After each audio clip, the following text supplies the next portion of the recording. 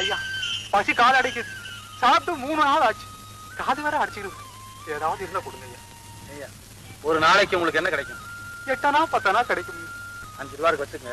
சரி. ஒரு வார காலத்துக்குள்ள ஏதாவது வேலை கிடைக்குதான்னு பார்த்து சம்பாதி. சரி. பிச்சை எடுக்க தப்பு. நீங்க ரொம்ப நல்லா இருக்கணும் சாமி. ஐயா ஐயா ஐயா மனுஷனை சாமி ஆக்காதீங்க. அந்த தகுதி எந்த மனிதனுக்கும் கிடையாது. என்னவோங்க உங்களை பார்த்தா எனக்கு சாயமாறு தோணுது. நான் சொல்லிவிட்டேங்க. நீங்க ரொம்ப நாள் நல்லா இருக்கணும் சாமி. ஏன்பா அவர் மட்டும் பிச்சை எடுக்கிறாரு? அதுவா அது இந்த நாட்டு சமூக அமைப்பில் இருக்கிற குறைகள். அப்படி என்ன குறைகள்? உங்களுக்கு சொல்லணுமா?